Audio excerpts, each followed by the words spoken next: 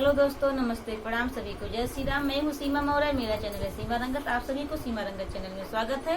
और आप सबके बीच में एक चुटकुला नाच गीत लेके आई हूँ दोस्तों। कैसा लगेगा कमेंट करके जरूर बताइएगा। ये चुटकुला नाच गीत केवल हंसी मजाक के लिए, आप लोग दिल पे मत लेना। और अपनी छोटी बहन के ऊपर आप लोग प्यार आशीर्वाद दुलार ऐसे ही बनाए रखिएगा।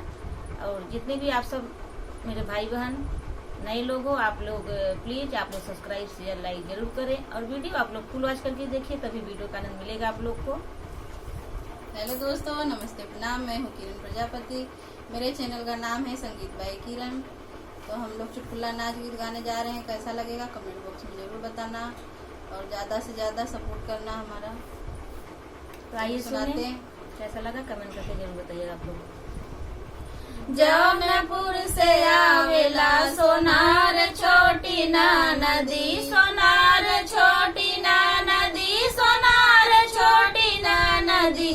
जौनपुर से आवेला सोनार छोटी ना नदी। अरे टीकवा गड़ेला पाटीदार छोटी ना नदी, टीकवा गड़ेला पाटीदार छोटी ना नदी।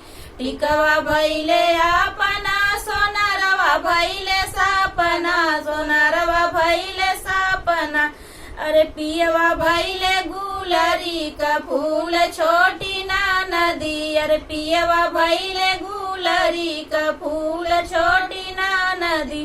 जौनपुर से आवेला सोनार छोटी ना नदी, सोनार छोटी ना नदी, सोनार छोटी ना नदी। जौनपुर से आवेला सोनार छोटी ना नदी।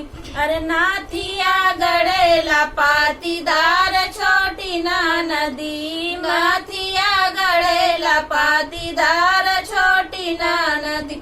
नाथिया भैले अपना सोनारवा भैले सपना, सोनारवा भैले सपना।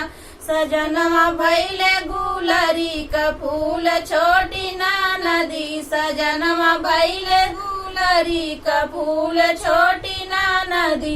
जौनपुर से आवेला सोनार छोटी ना नदी, सोनार छोटी ना नदी, सोनार छोटी ना नदी। जौनपुर से आवेला सोनार छोटी ना नदी।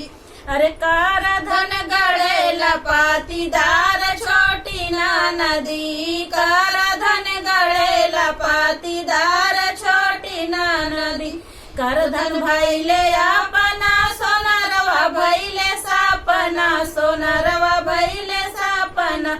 सजना भैले गुलरी का फूल छोटी ना नदी, सजनवा भैले गुलरी का फूल छोटी ना नदी। जौनपुर से आवेला सोनार छोटी ना नदी, सोनार छोटी ना नदी, सोनार छोटी ना नदी। जौनपुर से आवेला सोनार छोटी ना नदी, जौनपुर से आवेला सोनार छोटी ना नदी। ये हमारा चुटकुला नाच गीत आप लोग को कैसा लगा कमेंट करके जरूर बताइए। कि मिलते हैं अगले वीडियो में, तब तक आप सबसे बाय बाय।